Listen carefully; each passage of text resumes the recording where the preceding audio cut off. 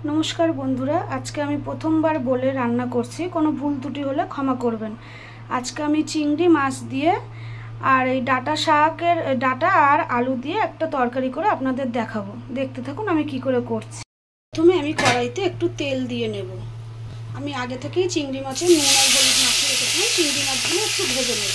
चिंगड़ी माछगुलो एकटू हालका करे भेजे नेब। चिंगड़ी माछ बेशी भाजले खेते भालो लागे ना, ওর স্বাদটা পাওয়া যায় না। হালকা করে ভেজে রান্না করলে চিংড়ি মাছের স্বাদটা ভালো লাগে তরকারিতে। আমি একদম হালকা করে একটু ভেজে নিয়েছি, এবার এটা তুলে নেব। চিংড়ি মাছটা যেই তেলে ভেজেছি ওর মধ্যে একটু জিরে ফোড়ন দিয়ে দেবো। ফোড়নটা একটু নাড়াচাড়া দিয়ে এর মধ্যে আলুটা তেলের উপর দিয়ে ওর মধ্যে পরিমাণ মতো নুন দিয়ে দেবো। নুনটা দেওয়া হয়ে গেছে আমার, এবার আলুটা একটু হালকা করে ভেজে নেব। आलूटा आमार देखुन हालका एकटू भाजा भाजा मतो हये गेछे। एबार एर मध्य आमी डाटागुलो दिए देब। डाटागुलो दिए आबारो आमी एकटू नाड़ाचाड़ा करे नेब।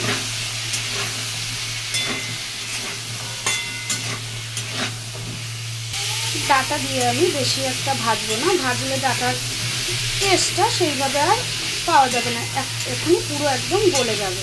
আমি এখানে একটা মশলার ব্যাটার তৈরি করে রেখেছি, সেইগুলো হলুদ আর লঙ্কা গুঁড়ো সমেত এতে দিয়ে দেবো। এইটাতে আমি আবারও ভালো করে মশলাটা কষিয়ে নেব।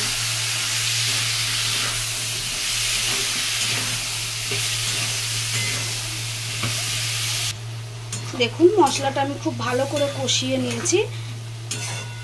মশলা থেকে আমার হালকা তেলও ছেড়ে দিয়েছে। এইবার আমি এতে জল দিয়ে দেবো।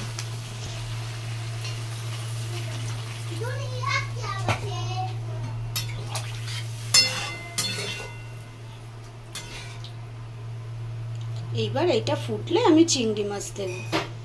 দেখুন তরকারিটা এরপর আমি চিংড়ি মাছ দিয়ে দেব। চিংড়ি মাছ আমি দিয়েছি, এবার ভালো করে নাড়িয়ে নেব।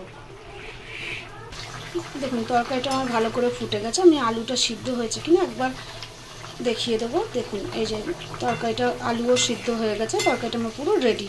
এবার আমি তরকারিটা নামিয়ে নেব। দেখুন তরকারিটা নুন লাগে যাবে, আমার ভিতরে আবারও করে দেবেন।